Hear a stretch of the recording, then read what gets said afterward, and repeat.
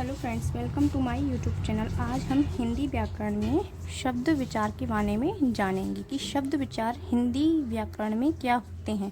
तो आइए देखते हैं। किसी भाषा में जितने शब्द प्रयोग होते हैं, मान लो हम कोई भी भाषा बोलते हैं तो उसमें जितने भी शब्द प्रयोग होते हैं उन शब्दों के समुच्चय को उस भाषा का शब्द भंडार कहते हैं। जब वो शब्द एक साथ मिल जाते हैं तो उनको क्या कहते हैं? शब्द का भंडार कहते हैं। यदि भाषा का शब्द भंडार बहुत विशाल है, यानी कि कोई भी भाषा है जिसका शब्द भंडार बहुत ही ज़्यादा विशाल है। हिंदी भाषा में अधिकतर शब्द संस्कृत से आए हुए हैं, यानी कि हमारी जो हिंदी भाषा है, हम जो हिंदी भाषा बोलते हैं उसमें अधिकतर जितने भी शब्द आए हुए हैं वो कौन सी भाषा से आए हुए हैं? संस्कृत भाषा से। इनमें से कुछ शब्द अपने मूल रूप में ही प्रयुक्त होते हैं और कुछ शब्द का स्वरूप परिवर्तित हो जाता है, यानी कि हम जो हिंदी भाषा में शब्दों का प्रयोग करते हैं जो संस्कृत से आए हुए हैं वो तो अपने मूल रूप में ही प्रयुक्त होते हैं, और कुछ शब्द ऐसे होते हैं जिनका स्वरूप क्या होता है? परिवर्तित हो जाता है। हिंदी भाषा में कुछ शब्द विदेशी भाषाओं से भी आए हुए हैं, यानी कि हम जो हिंदी भाषा बोलते हैं उसमें संस्कृत से तो आए ही हैं शब्द, और विदेशी भाषाओं से भी कुछ शब्द आए हुए हैं। कुछ ऐसे भी हैं जो ना तो संस्कृत से हैं ना विदेशी भाषा से हैं, यानी कि हिंदी भाषा में कुछ शब्द ऐसे हैं जो ना ही तो संस्कृत से हैं ना ही विदेशी भाषाओं से हैं। इनका विकास यहीं पर हुआ है। इस प्रकार स्रोतों के आधार पर हिंदी के शब्द भंडार में 4 प्रकार के शब्द मिलते हैं। ये 4 प्रकार के शब्द कौन कौन से होते हैं? तत्सम शब्द, तद्भव शब्द, विदेशी शब्द, देशज शब्द। तो आइए देखते हैं। सबसे पहले हम तत्सम शब्द के बारे में देखते हैं। तत्सम शब्द क्या होते हैं? हिंदी में संस्कृत से आए हुए वे शब्द जो अपने मूल स्वरूप में ही प्रयोग किए जाते हैं, यानी कि जो जैसे हैं वैसे ही प्रयोग किए जाते हैं, तत्सम शब्द कहलाते हैं। ठीक है, जैसे अधीन, अंकुर, उत्थान, ईर्ष्या, उपेक्षा, अपमान, अग्नि, उल्लास, शिखर, वैभव, शत्रु, ऐश्वर्य, संघर्ष, संग्राम, मस्तिष्क। यानी कि ये ऐसे शब्द हैं जो हिंदी में संस्कृत से आए हुए हैं और बिल्कुल ऐसे ही संस्कृत की तरह ही प्रयोग किए जाते हैं। और एग्जाम्पल देख लेते हैं।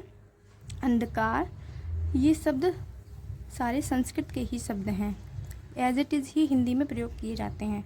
अंधकार, अंकुर, उपेक्षा, अर्ध, उत्थान, उपयुक्त, उत्सुक, कनक, कनिष्ठ, खग, ग्राहक, घनिष्ठ, चारु, जय, तीव्र, अक्षर, द्वितीय, अभिष्ट, अश्रु, उन्नत, उल्का, ऐश्वर्य, कृतज्ञ, क्रीड़ा, गज, गुण, चरण, चंद्रमा, तीर्थ, दिन, अधीन, अमृत, अमूर्त, ईर्ष्या, उत्साह, उपस्थित, कर्ण, कृतघ्न, केस, गरल, घोषणा, चर्म, छिद्र, तीक्ष्णा, दीप, आज्ञा, अपमान, अम्बुज, उच्च, उल्लास, उत्पात, कल्याण, कृतार्थ, क्षति, ग्रह, व्रत, चैत्र, छात्र, दिव्य, नव, निशा, पक्ष, प्रहरी, भ्रमर, राष्ट्र, शैल, समर, शिखर, संघर्ष, ज्ञान, निद्रा, पाप, पवित्र, भ्रम, वैभव, यमक, सेवक, हिमालय, हिंसा, ज्ञात, निर्जीव, पुण्य, फल, भ्रांति, यत्न, युक्ति, सरिता, पर्वत, हास्य, ज्ञापी, पत्र, पृथ्वी, बल, मस्तक, विस्मय, युगल, सरोवर, संग्राम, हृदय, क्षेम। यानी कि ये ऐसे शब्द हैं जो संस्कृत से हिंदी में आए हुए हैं। ठीक है, और संस्कृत जैसे संस्कृत में प्रयोग होते हैं वैसे ही हिंदी में प्रयोग होते हैं। अब हम देखते हैं तद्भव शब्द। तद्भव शब्द क्या होते हैं हिंदी व्याकरण में?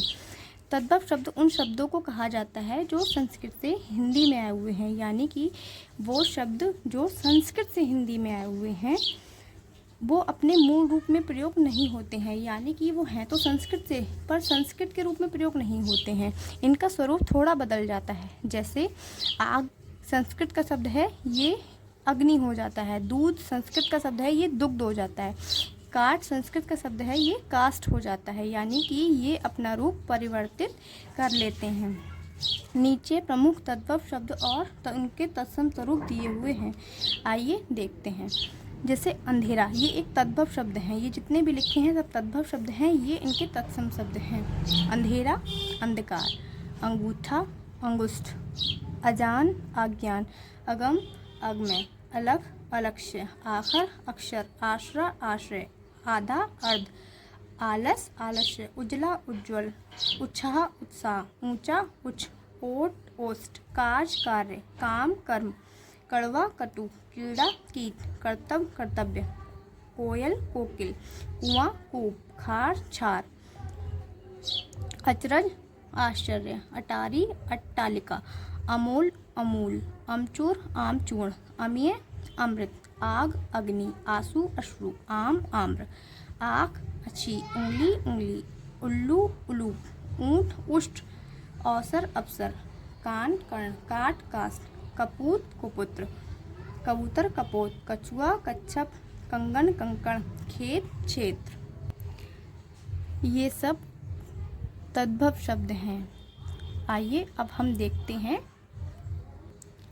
विदेशी शब्द। विदेशी शब्द क्या होते हैं हिंदी व्याकरण में? विदेशी शब्द, हिंदी भाषा में अनेक विदेशी शब्द भी मिलते हैं।